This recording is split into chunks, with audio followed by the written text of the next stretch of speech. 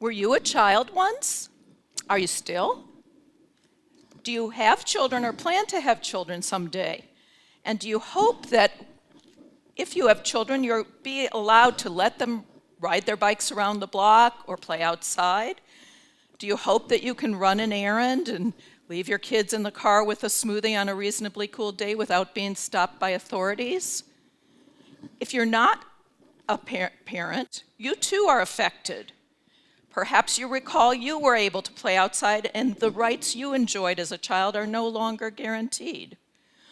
Or you are concerned about children on your block and you wonder if any adult knows where they are. And should you call authorities? Maybe you're wondering why these are even questions. Am I asking a question about is this a parenting class? What do I, a lawyer who works with children in the child welfare, who works with families in the child welfare system, what do I have to say about any of these questions? No, this isn't a parenting class. The questions I'm asking, to my way of thinking, are very important legal and policy questions, and they're ones that I think that our society needs to do a better job of answering than it's been doing for the last 30 years. What's at stake is a basic right of children and families, and the laws, policies, and practices have an enormous impact. So to begin to answer the questions that I posed, I'm going to tell two stories. These involve parents who made the reasonable decision that they could let their children be alone, and the child welfare authorities disagreed. The first story I'm going to tell you is alarming, but it's not unusual. Both of these stories, by the way, involve me professionally as an attorney for families in the child welfare system.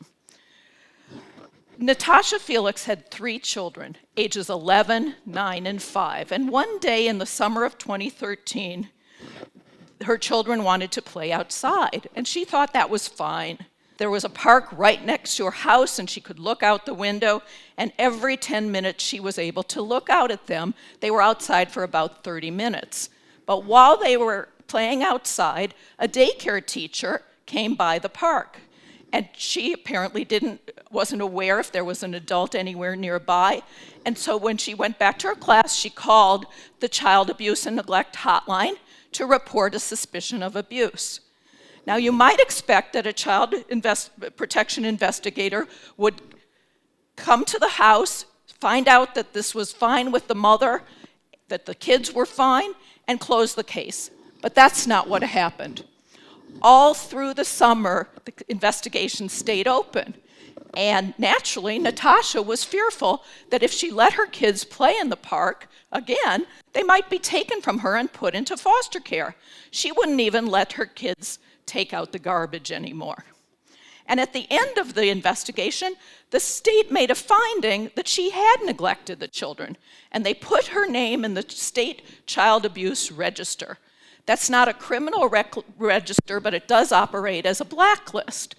Now Natasha had an even bigger problem because she worked in the field of home health care and she was seeking employment. So now, because she had let her kids play outside, she could no longer pursue her career goals, and she was impaired in her ability to support her family. Now, I mentioned that this case was typical. How so? Well, first of all, the kids were fine. There is no history of abuse or neglect. Second, Natasha is a single mother and she's struggling to support her family. And third, she's an ethnic minority. She's a Puerto Rican Latina. Now, Natasha was able to appeal this decision, and we provided her a pro bono lawyer to assist her. And you might assume that the judge hearing the case would conclude that there was no neglect. But that's not what happened. In fact, the judge concluded that because the oldest child had attention deficit hyperactivity disorder, he could not watch his younger siblings.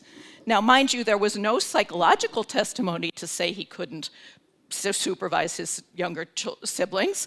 That was just an assumption the judge made.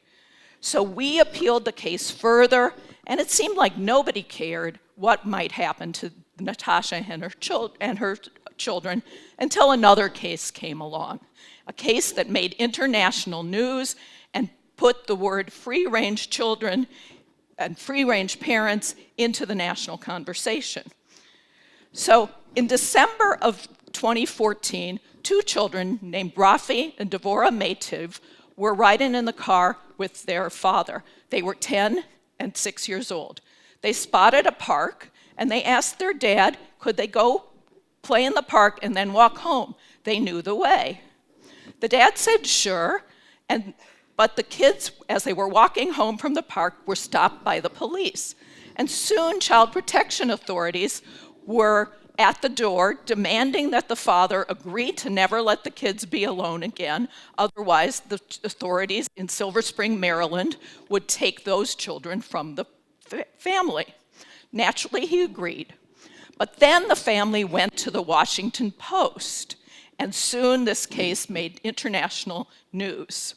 Now, I said the case was different than Natasha. The family was different, and the circumstances were different. In what ways? Well, first of all, Diane Meitiv had become familiar with the term free-range parent. She had read a book by Lenore Skenazy, a New York journalist who had let her own son ride the New York City subway when he was 9 years old. And she then wrote a blog about it, and that generated a lot of energy and conversation about free-range kids.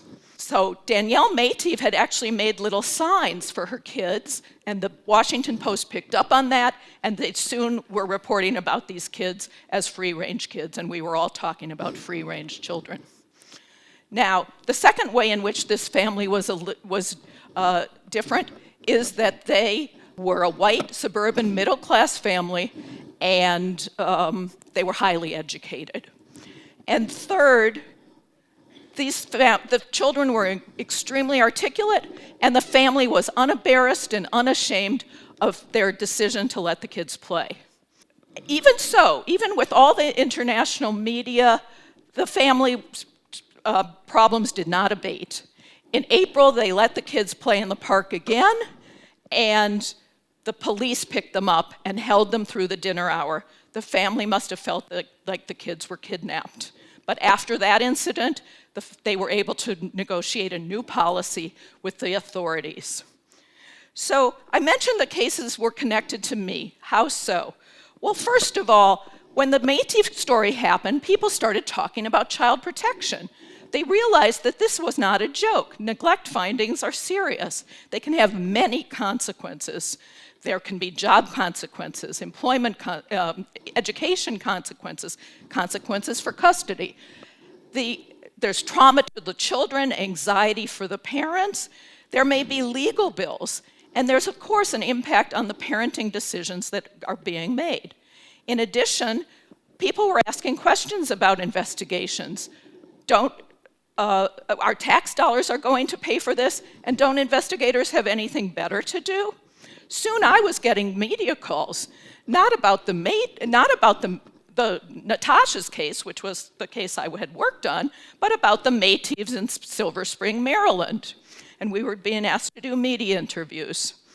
So in order to give a better picture of what was going on to families like Natasha's, we decided to write a report. We issued it in July of 2015. And pretty soon, the case that was pending in the appellate court got the attention of the administration, and they wanted to drop the finding against Natasha finally and negotiate a new policy on when children can be alone. So how did we get to this point? How did we get to the point where we have all cases like the Natasha's case and cases like the Meitivs? Well, when I was a child and when many of you were children, there were no federal laws that required people to call child abuse hotlines when they suspected abuse or neglect. But in 1974, Congress passed a federal law and mandated that many types of professionals must call the hotline when they believe there may be abuse or neglect. As a result, we now have 7.2 million children reported in 2015 alone. Now, fortunately, Less than 10% of those cases are substantiated, and the numbers of physical and sexual abuse cases are actually dropping. But the overall numbers are not dropping, and that means that there are many cases that are being swept in the large category of neglect. In Illinois alone, there are 30,000 people registered as child neglectors for having engaged in what's called inadequate supervision. We can't distinguish the cases like Natasha's from the cases that may be serious, where a person has partied all night and left children unattended, which we would consider true neglect, because the data isn't broken down. But in our own office, there are many, many cases just like Natasha's, where we would say that this is not neglect. Now, why do we have so many calls? Well, 3 reasons. First, we have cell phones, and it's so easy to call. Second, we have very broad neglect statutes, which leave open-ended discretion to investigators to find neglect when they see it, even if a reasonable person would disagree. And third, people are encouraged to call, and there's very little understanding of the consequences of the call. So what can we do? Well, we do have an important tool. It's the United States Constitution. It provides that parents have the right, the fundamental right, a basic right, to raise their children and direct their upbringing as they see best, unless they are truly abusive or neglectful, in which case the state can limit those rights. But that poses the problem. How do we distinguish? How do we create a good policy that will catch the true neglectors and leave everybody else alone? I think we can agree that there's such a thing as too much supervision, and it's bad to mandate too much parental oversight over children. Look at this poor child. Mari, look, he's still going and nothing's happening. Sometimes it just is that way, Geraldine. Sometimes that's just the way it goes. What do you mean? He's a college student. It's not normal.